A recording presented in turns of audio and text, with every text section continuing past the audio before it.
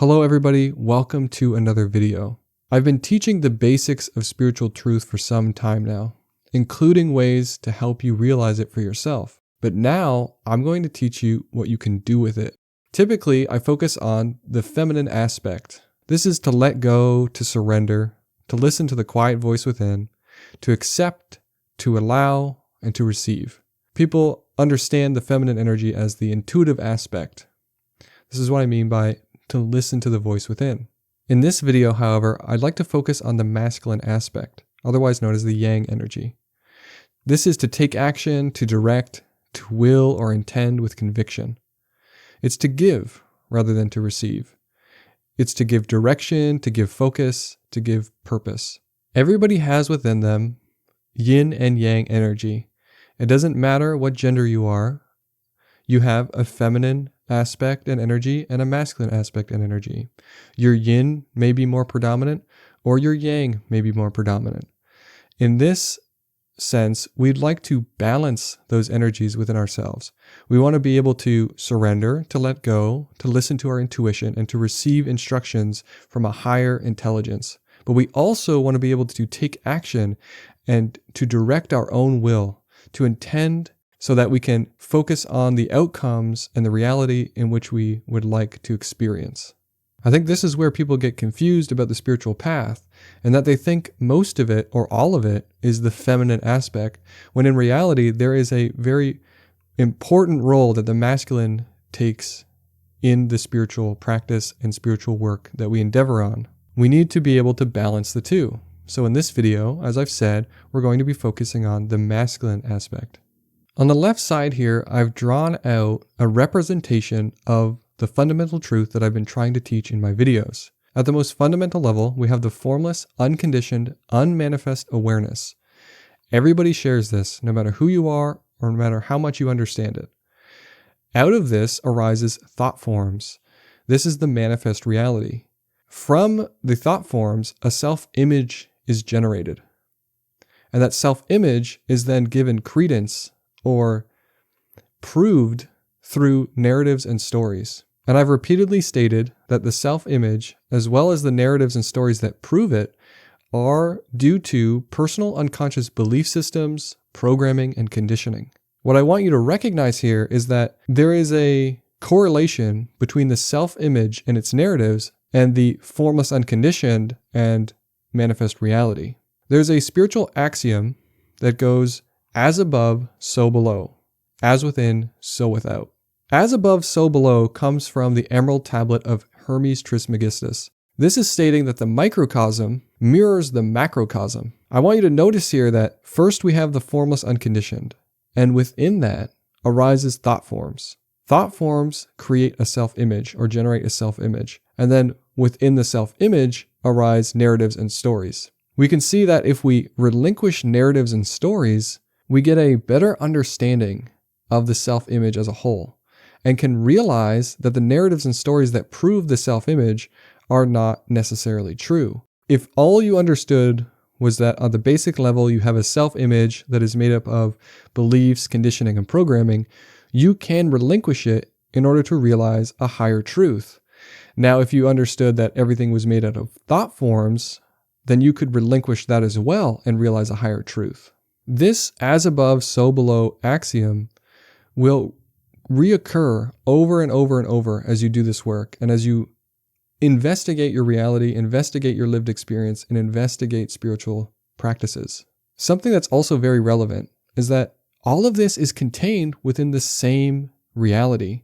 Thought forms, otherwise known as the manifest reality, and everything within it, such as the self-image, the narratives, the stories, everything you experience is part of and contained within the formless unconditioned. Now, the feminine and the masculine are also part of and contained within the formless unconditioned. The unmanifest and manifest are one and the same. All of this is the same thing. The unmanifest, which is the formless unconditioned, and the manifest, which is everything that arises within it, are two sides of the same coin. What's happening is that manifest reality arises out of the unmanifest over and over and over. It's being manifested and then dissolved and then manifested, and then dissolved at such a speed that through our normal perceptual capacity, we're not able to recognize it. We're not able to perceive it. But in reality, that's how this is all working. So what are the implications of what I'm getting at here? What I'm saying is that you create and sustain your reality. I've repeatedly stated in my videos that you, in truth, are the formless unconditioned, that you are unmanifest awareness, that all of reality, everything that you experience arises within. So when I say you create your reality and you sustain your reality, I literally mean that. Here's another example of as above, so below, as within, so without. On the relative level, we have what we understand as projection.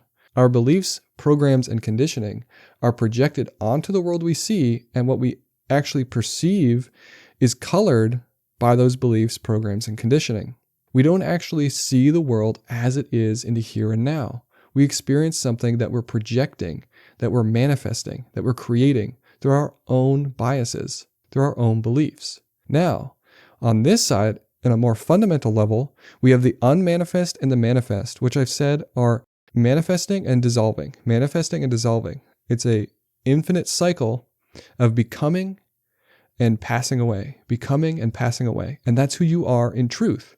Now, this is your reality. The thought forms, the forms that arise out of the unmanifest are created by you and sustained by you because you believe in them. Now, I'm not talking about the you that is a small self. I'm not talking about the ego persona. I'm talking about you with a capital Y, which is the awareness itself. And this is likely something you don't already know in truth, but this is something you can utilize. Just like how early hominids might not have understood what fire actually was on the molecular level, they could still utilize fire in order to cook their food.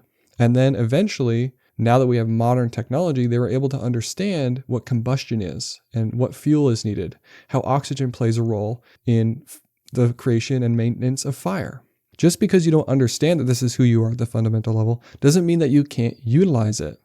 Your beliefs, programs, and conditioning create and sustain the reality that you experience. Now, perhaps you don't fully grasp the gravity of what I'm telling you here. So I want to give you a list of realities that most people understand or have experienced at some point. We have the waking physical reality. We have unconscious or deep sleep. We have dream reality. We have astral planes. We have the out-of-body experience where someone would leave their body, their physical body, and experience physical reality through a non-physical body and non-physical perception. We have drug-induced reality. And this could be things like psychedelics or opioids or methamphetamines. All of these drugs alter your perception of reality. We have heaven and hells, which are described in nearly every single religion or spiritual system. We have things like purgatory, also described often, and things like the void. Just because you haven't experienced all of these doesn't mean they don't happen. And the reason that they're even explained as often as they are is because they are experienced by enough people to corroborate their commonality. Now, what do all of these things have in common? What's the common denominator between all of these realities that people experience and report? It's you. It's your awareness. Let me explain what this means in the next slide. Absolutely everything you experience is subjective. Think about that list I just showed you. All of those realities that you've either experienced or not experienced, the common denominator is your awareness or lack of awareness in terms of unconsciousness. Everything that you experience is subjective. There is no reality without awareness, without you. Now again, this you that I'm talking about, or the I, the capital I that I've described multiple times, it comes before the self-image. It comes before thought forms. It comes before duality. It comes before the perception of duality. This you that I'm talking about stands outside of time and space. It is formless. It is timeless. It is infinite. It is unconditioned. It is unmanifest. It is awareness itself. Some people call it consciousness itself, conscious awareness itself. The point that I'm trying to make here is that just like how your self-image is not permanent and how you can change it, your reality is not permanent and you can also change that too.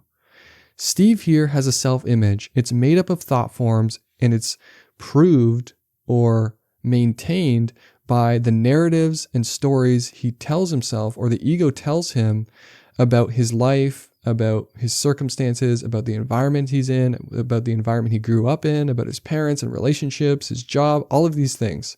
They're narratives, they're stories, and they maintain the self-image. Every thought that he has that comes from the unconscious, from the subconscious mind, is trying to prove to Steve the validity of something that's completely made up. It's a self-fulfilling prophecy. It's a self-fulfilling structure. It proves itself through its own thinking. This includes the senses, such as hearing, sight, touch, taste, and smell. If you extrapolate this truth out further, that everything that Steve believes about his self-image is self-fulfilling or self-proving, what could be said about reality itself? Why do you believe in your reality? And what is the common denominator? It's your awareness of it. It's your awareness of hearing. It's awareness of sight. It's awareness of touch that proves its own existence. I may be sounding like I'm beating a dead horse here, but I really want to have people think about what this means. Really contemplate what I'm telling you. This is the other aspect of spiritual work and of how reality works, of spiritual truth. We have the surrender. We have the feminine aspect of letting go. That's in order to relinquish your identification with thought forms and your belief in the self-image so that you can realize a higher perspective. And once you do realize a higher perspective, what do you do with it? You just hang out in the void and do nothing? No, of course not. Life doesn't end. Nothing comes to an end. Nothing dies. What happens is that now you act from a higher vantage point of perception. You understand that everything is proving itself by its own belief. Now, what do you want to believe in? What reality do you want to believe in? Because your reality is not permanent and you can change it. Why do you think that I keep using dreams as an analogy to explain truth? Within a dream, what are the two states that you can occupy at any given time? You can either be lucid or you can be not lucid. You can be conscious of the dream or you can be not conscious of the dream. Now, what is your understanding about the dream from both of these states, either lucid or not lucid, conscious or not conscious? When you're not lucid, you believe that the dream is just happening to you. You say, the dream is happening to me. I'm trapped here. I'm powerless. There's nothing I can do. This is just how life is. Now, if you're lucid of the dream is now your creation. You understand that I'm creating this dream. The dream is my creation. I'm free. I'm completely free. What's one of the first things people do when they become lucid in a dream? They try to fly. They instantly become Superman because Superman is the epitome of powerful, the epitome of you can do anything. He is Superman or Superwoman. You know, you can do anything when you're lucid in a dream. You can fly. You can manifest anything. When I use the dream as an analogy for reality, I am being quite literal. I'm describing it in a way that most people can understand because most people know what dreams are and they know what lucid dreaming is. So when I say you can become conscious of a more fundamental reality, you can become conscious of a higher perspective, what I'm saying is you can become lucid within this dream, within this reality. You can understand it at a more fundamental level, just like you would if you were lucid in one of your own dreams when you go to sleep. Now, not everybody believes in Jesus Christ. Not everyone believes in the Buddha or Krishna or anybody else, but I want you to think about even just the notion of it or the archetype. Why is it part of our culture? Why is it part of our history? Why is it so baked into the zeitgeist of humanity? How did Jesus Christ feed multitudes, heal the sick, or raise the dead? Why did these things happen? How did he walk on water? Was Jesus Christ literally here to teach how to be good to your neighbors? Or was he trying to teach something else as well through his actions, through what he was able to show you, what he's able to show people back then, what we read about today. How about Gautama Buddha? How did he perform miracles?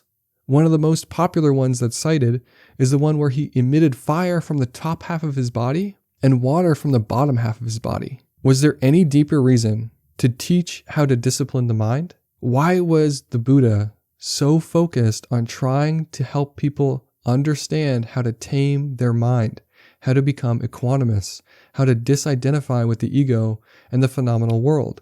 He gave us a raft so that we could cross from this shore or this paradigm and this perspective of reality to another one, which is called enlightenment. Now, what happens when you become enlightened? Jesus Christ didn't leave the world. He was murdered. He was killed. And then he resurrected in order to show everybody that even this is not real. I can just come back. The Buddha, he lived until he was in his 80s, and he taught the entire time. And he often told his disciples, the more attained monks, not to utilize miracles in order to convert people. But he did use miracles in the beginning to help establish his initial footing as a attained being. And there are many, many, many stories passed down through history, written or oral, about other attained beings performing miracles, even ones in modern history. If you look into it, you can find it, and it should open your mind to what these people are trying to show us. I want to read to you John 14:7 from the Bible. I want you to try and read between the lines as to what Jesus is talking about here and what he's saying. Now, this is somebody who is fully self-realized. This is someone who understands reality from a completely different perspective than us. So when he's saying, I am, or the Father, he's not talking about the ego. He's not talking about a small self like we believe in and we think we are. He's talking about the I, the awareness that he is, I am, that we all are, I am. So he says, I am the way, the truth, and the life. No one comes to the Father except through me. Now, who's the Father? The Father is God. The Father is the creator and sustainer of all reality. I am is the way, the truth, and the life. No one comes, no one sees, no one understands, no one truly experiences God except through the I am, except through me.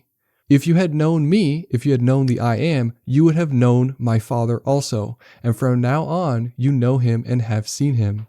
And Philip said back to him, Lord, show us the Father. Jesus said to him, have I been with you so long, and yet you have not known me, Philip? He who has seen me has seen the Father. So how can you say, show us the Father? Do you not believe that I am in the Father, and that the Father is in me? The words that I speak to you, I do not speak on my own authority, but the Father who dwells in me does the works. Believe me that I am in the Father, and that the Father is in me, or else believe me for the sake of the works themselves. And he's talking about the works, the miracles that he's worked. Just for the sake that I can perform these miracles. Do you not believe me? Most assuredly, I say to you, he who believes in me, the works that I do, he will do also, and greater works than these he will do, because I go to my Father. And whatever you ask in my name that I will do, that the Father may be glorified in the Son. If you ask anything in my name, I will do it. Now, what did we establish initially? I am is the way. No one comes to the Father except through me, the I am. So when he's saying, most assuredly, I say to you, he who believes in the I am, and the works that I do, he will do also, and the greater works that he will also do. So he's talking to Philip, and he's talking to his disciples from the perspective of understanding the power of the Father that works through him. It's not a little self or a little ego that's creating these miracles and doing these works. It is the I am. It is Jesus' fundamental understanding of how reality works, and that his belief creates the reality he experiences, and that the people around him can experience the reality that he impresses upon their perception through his own will. And by his own will, just like he's saying here, it's not him doing it. It's the intention through God, through awareness itself.